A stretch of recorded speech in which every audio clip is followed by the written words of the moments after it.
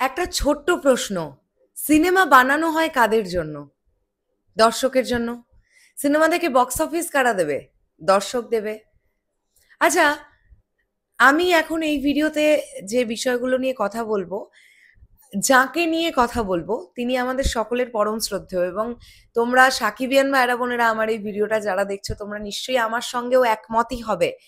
কেননা মেগাস্টার শাকিব খানের কেরিয়ারের প্রথম দিকে এই মানুষটার ডিরেকশনে মেগাস্টার শাকিব খান ছবি করেছেন। তিনি এখন অনেকটা এজেড। তিনি তার বক্তব্য রেখেছেন। এই মানুষটির নাম এফআই মানিক। তিনি রিসেন্টলি একটি সাক্ষাৎকারে বেশ কিছু কথা বলেছেন। এই মানুষটাকে রিপ্লাই করবার কোনো যোগ্যতা আমাদের নেই। আমরা ওই মানুষটার অত মানে ধারে কাছেও পৌঁছবার যোগ্যতাটাও নেই, আর আমাদের ওইটুকু যোগ্যতাও নেই যে আমরা ওনাকে রিপ্লাই করব। কিন্তু ওনার কথাটা শোনার পরে আমাদের কিছু বক্তব্য আছে, সেটা তো আমাদের ভিডিওতে বক্তব্যটা রাখতে পারি। তো এখন বেসিক্যালি এই ভিডিওটা সেরকম একটা বক্তব্যের ভিডিও, যেখানে এফআই মানিক অনেকগুলো কথা বলছেন, যেটা মরাল অফ দ্য স্টোরি যেটা বুঝলাম যে প্রিয়তমার পরে মেগাস্টার শাকিব খান যতগুলো অ্যাকশন ওরিয়েন্টেড ফিল্মে এসেছেন, মানে উনি তুফানের কথা বলছেন, উনি বরবাদের কথা বলছেন, উনি তাণ্ডবের কথা বলছেন, পরিষ্কার কথায় ওনার কথা অনুযায়ী উনি বলতে চাইছেন যে দর্শক কি শিখছে, বাংলাদেশের দর্শক কি শিক্ষা পাচ্ছে এই সিনেমাগুলো থেকে।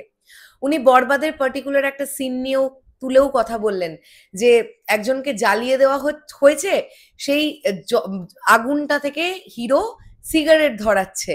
এটা কি মেসেজ দিচ্ছে?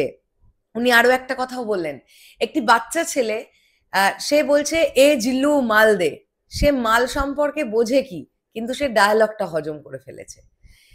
মোট কথা, এফআই মানিক যেটা বলতে চাইছেন সেটা হচ্ছে মেগাস্টার শাকিব খান এই অ্যাকশন অবতারে যতবার আসছেন উনি বাংলাদেশের মানুষকে কিছু শিক্ষা দিতে পারছেন না। এটা হচ্ছে ওনার পরিষ্কার একটা মরাল অফ দ্য স্টোরি উনি যতগুলো কথা বলেছেন। এর মধ্যে উনি আবার এটাও বলছেন যে দর্শক এক নতুন শাকিব খানকে পেয়েছে। উনি এটাও বলছেন যে বরবাদের পার্টিকুলার কিছু সিন দেখে দর্শক হাততালি দিয়েছে। উনি এটাও বলছেন যে শাকিব খানের তো কিছু দর্শক আছে, স্পেশাল কিছু দর্শক, মানে উনি সাকিবিয়ানদের ইন্ডিকেট করার চেষ্টা করেছেন। তো তারা শাকিব খানকে এখন এভাবেই চায়। তাহলে আমি একটাই কথা বা একটাই প্রশ্ন, আমি আপনার থেকে অনেক ছোট, অনেক ক্ষুদ্র, আমার নখের মানে আপনার নখের যোগ্যতাটাও আমার নেই, তারপরেও আমি একটাই প্রশ্ন আপনাকে রাখতে চাই যে দর্শক যে ছবিটা দেখে এন্টারটেনমেন্ট পাচ্ছে, মেগাস্টার শাকিব খানের ফ্যান অর্থাৎ সাকিবিয়ানরা যে ছবিটা দেখে তারা উৎফুল্ল হচ্ছে, তাদেরকে আনন্দ দিতেই তো ছবি তৈরি করা হবে, নাকি তাদের ইচ্ছেটার কোনো দাম দেওয়া হবে না? আজকের ডেটে দাঁড়িয়ে প্রতিটা মানুষের হাতে তো মুঠো ফোনটা অ্যাভেলেবল। আজকে বাংলাদেশে যদি একদম খুব সিম্পল রোম্যান্টিক গল্প তৈরি হতে থাকে পরপর পরপর পরপর, বা এমন কিছু একটা গল্প ধরুন যেটা সোশ্যাল মেসেজ দিচ্ছে, বরবাদের মধ্যে যে সোশ্যাল মেসেজটা ছিল সেটা আপনি হয়তো সেইভাবে ব্যাপারটা বুঝতে তো ডেফিনেটলি পারবেন, আপনি অনেক বড় মানুষ, বাট ওটার থেকে আপনার বেশি ইম্প্যাক্ট আপনাকে ফেলতে পেরেছে যে একজনকে জ্বালিয়ে দেওয়া হয়েছে সেখান থেকে সিগারেট ধরানোটা। পাপ বাপকে ছাড়ে না, এই মেসেজটা তো বরবাদ দেওয়ার চেষ্টা করেছিল বা তারা দিয়েছে। তো আমার কথাটা হচ্ছে এখন মুঠো ফোনে দর্শক চাইলেই যে কোনো ওটিটি কন্টেন্ট সাবস্ক্রাইব করতে পারে। আর আপনি যদি এই কথাই বলছেন তাহলে ইন্ডিয়াতে অ্যানিম্যাল ওয়ার্ক করলো কেন এত? জওয়ান, পাঠান, এই সিনেমাগুলো এত ওয়ার্ক করলো কেন? আরো একটা ছবির উদাহরণ, সেটা হচ্ছে রিসেন্টলি ভিকি কৌশল তার একটা সিনেমা, তার অভিনীত একটা সিনেমা রিলিজ হলো, যে সিনেমাটার নাম হচ্ছে ছাওয়া। সেই সিনেমাটার মধ্যে তো অনেক কাটাকাটি ছিল।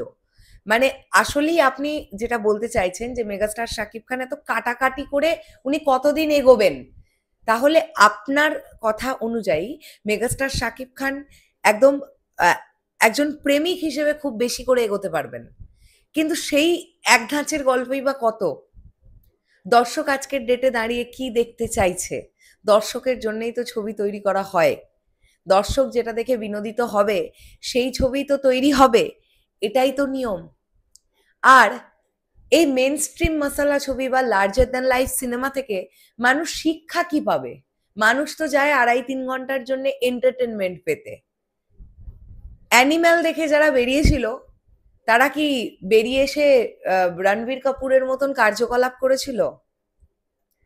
মানে আমি একটা জাস্ট ছোট্ট মুখে একটা জাস্ট প্রশ্ন আপনার কাছে রাখলাম।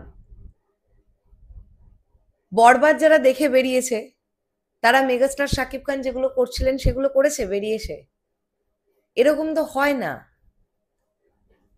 একটা ক্যারেক্টারের ক্যারেক্টারিস্টিক্স কিরকম হবে সেটা তো ছবির গল্পের উপরে ডিপেন্ড করছে। তো মানুষ তো বিনোদিত হতে ওই 2.5-3 ঘন্টা সিনেমা হলে যাবে, সেখান থেকে হিরো কি করবে সেটা বেরিয়ে এসে এক্স্যাক্টলি সেটাই করতে শুরু করবে না, তাহলে তো অনেক কিছুই আজকের ডেটে দাঁড়িয়ে ঘটে যেত, অনেক খারাপ জিনিস তো ঘটে যেত, সেগুলো তো ঘটছে না। মানে অ্যাটলিস্ট সিনেমা দেখে বেরিয়েই তো লোকে ঘটাচ্ছে না। তো দর্শক যেটা চাইছে সেরকম ছবি যারা তৈরি করতে পারবে তারাই সাকসেসফুল প্রডিউসার হবে, তারাই সাকসেসফুল ডিরেক্টর হবে। দর্শক যেটা চাইছে না, শুধুই আমার সমাজ কি শিক্ষা পাচ্ছে আর দেশের লোক কি শিখছে এইটা ভেবে যদি এখন ছবি তৈরি করা শুরু করতে হয়, তাহলে তো আজ থেকে 20 বছর আগে চলে যেতে হবে। তাও সেই সময় কেউ, মানে সেই আজ থেকে 18-20 বছর আগে সেই সময়তেও কি ছবির মধ্যে কোনো এরকম দৃশ্য থাকতো না যে যেটা ফ্যামিলি নিয়ে বসে দেখবার দেখা যেত না, কিংবা ধরুন সেই ছবিটা থেকে দর্শক কিছু শিক্ষা পেল না, এরকম সিনেমা কি বাংলাদেশে তৈরি হয়নি? হয়েছে তো। আজকের ডেটে দাঁড়িয়ে তো অডিয়েন্স অনেক স্মার্ট। আপনি এই মুখেই বলছেন যে এক নতুন শাকিব খানকে দর্শক পেয়েছে, তো নতুন শাকিব খানকেই তো দর্শক পেতে চাইবে। দর্শক পুরনো শাকিব খানকে কি চাইবে একটা না বারবার? আসলে আপনারা যেহেতু পুরনো মানুষ, আপনারা চলচ্চিত্র জগৎটাকে অন্যভাবে দেখেছেন, আপনাদের কাজের সময় কাজের ধারা অন্যরকম ছিল, তাই আজকের ডেটে দাঁড়িয়ে হয়তোবা আপনারা সবটা মেনে নিতে পারছেন না, নাই মানতে পারেন, যার যার আইডিওলজি আলাদা হয়। কিন্তু তার মানে কিন্তু এটা নয় যে মেগাস্টার শাকিব খান অ্যাকশন অবতারে বারবার এলে উনি কতদিন চলতে পারবেন। এইটা ঠিক যে একঘেয়ে কোনো কিছুই বারবার ভালো না, এটা ঠিক, এটা ডেফিনেটলি ঠিক। তাই আমাদের এটাই মেগাস্টারের কাছে একটা অনুরোধ থাকবে যে মেগাস্টার সব ধরনের গল্পের ওপরেই কাজ করবেন। যাই হোক, যদি কিছু ভুল ত্রুটি করে ফেলি মার্জনা করবেন। আমার যেটা বলার মনে হলো আমি সেটা বললাম। শেষ করলাম ভিডিওটা, আসছি আবার খুব শিগগিরই। তাহলে এখনের জন্যে টাটা।